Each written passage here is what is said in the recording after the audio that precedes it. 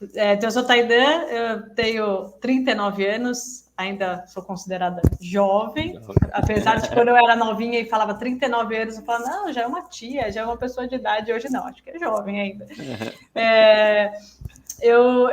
Minha formação inicial foi em comunicação social, depois eu fui para a área de psicologia, então eu tenho mestrado em psicologia, onde eu estudei os jovens, e o tema do meu mestrado foi a geração Y e a busca de sentido. Então, eu via, né, que muitos jovens estavam no emprego que queriam, ou com a vida que eles tinham ali planejado, mas continuavam com uma sensação de infelicidade, de falta de sentido.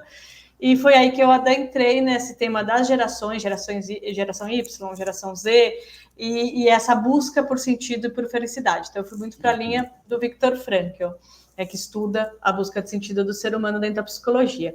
Aí, depois disso, eu continuei minha formação, indo mais para a área de espiritualidade. Então, eu fiz pós-graduação em Ciências do Bem-Estar, Autorrealização e Psicologia Positiva. E agora eu estou conduzindo também outra pós sobre espiritualidade e estudos da consciência. Né? Então, esse é um pouco da minha trajetória, vamos dizer assim, acadêmica, mas eu sou Tainan também, mãe da Maria Olívia, da Clara.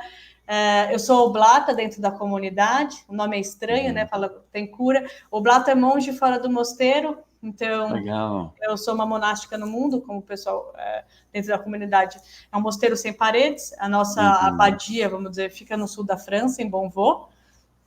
E ser oblato nada mais é do que ter um equilíbrio entre vida secular e vida espiritual. Então, por exemplo, o oblato ele tem a prática de, no mínimo, 2 meditações por dia, a leitura de alguns textos sagrados, alguns votos que nós tomamos de conversão, estabilidade e obediência. E nesse processo, hoje eu sou diretora do programa de jovens da WCCM, que é essa instituição que ela hoje é liderada por Lawrence Freeman, que foi precedido por John Main, que já faleceu. Né? É uma comunidade que estimula a prática da meditação cristã, da oração contemplativa, e muito resgatando os padres do deserto, e uma comunidade também com um fundo muito ecumênico e interreligioso. Por exemplo, a gente tem encontros entre Don Lawrence e Dalai Lama para que meditantes da meditação cristã e meditação budista medite juntos. Legal. Então, basicamente isso daí, o caminho, a trajetória. Uma jornada intensa, mas a meditação, ela me ajudou muito. Eu acho que se eu não tivesse a meditação na minha vida, provavelmente eu teria entrado em burnout, ou no estado, né, de estresse. E uma das coisas que eu aprendi muito com a oração contemplativa e com a meditação é que a gente, no geral, as pessoas têm aquele ciclo de trabalhar muito, muito, muito, e até exaustão, e aí elas falam, preciso de um sabático, preciso ficar um tempo sem fazer nada, para recuperar, e depois elas voltam para esse piloto automático, né?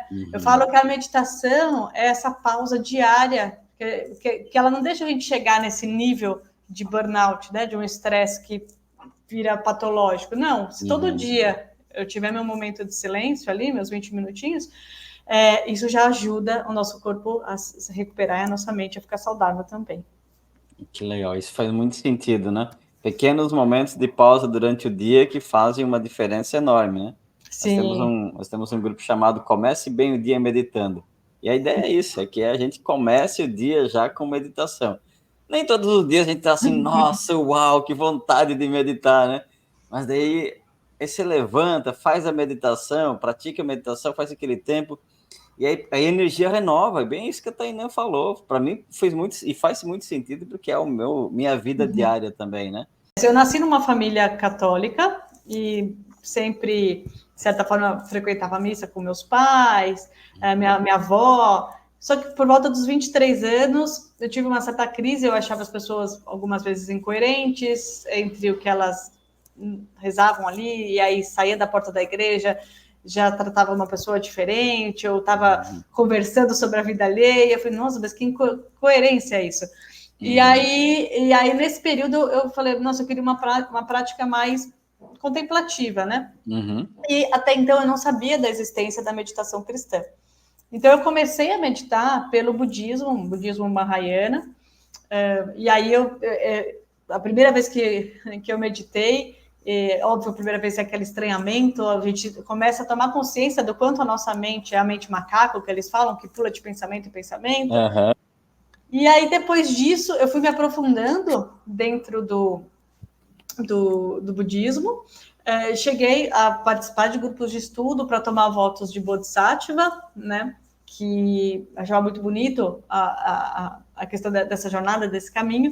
E foi um fato curioso, assim, de como eu acabei falando, não, eu tenho que voltar para a meditação cristã, que na época eu não sabia, mas eu tenho que voltar para a minha tradição, porque eu estava participando de um retiro no alto de uma montanha budista, né, dessa tradição que eu frequentava, e deu uma tempestade no meio da noite, muito, muito forte.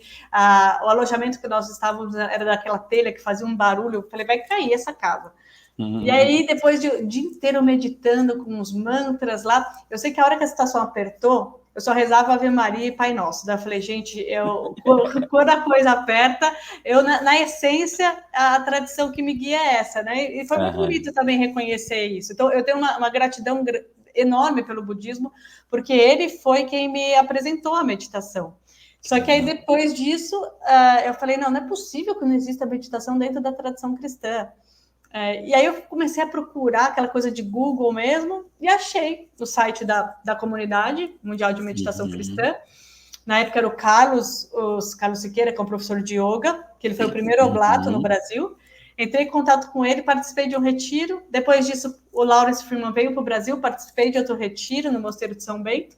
E comecei a ler sobre meditação cristã e foi a sensação de voltar para casa, que ali eu me achei, era o meu lugar, né? Então, na verdade, eu comecei a meditar, eu estou com 39, foi por volta dos 23 no budismo, mas aí eu descobri a meditação cristã com os 25, 26, e logo que eu comecei a meditar mesmo dentro da tradição cristã, aí eu me engajei na comunidade. Então, por exemplo, eu iniciei um projeto que chama Brincando de Meditar, que levava a meditação para as crianças em comunidades e escolas, porque é isso, quanto mais cedo a gente aprende, é igual o inglês ou qualquer outra coisa, se você tem essa disciplina desde cedo, para alguns adultos é muito difícil começar a meditar, né? Então, se a gente consegue fazer com que uma criança medite, e a gente percebe isso na prática, que nós que somos complexos, né, principalmente os ocidentais e adultos, a criança em si, você não precisa ficar dando um monte de teoria, de embasamento, você fala para ela, né, fica quietinha,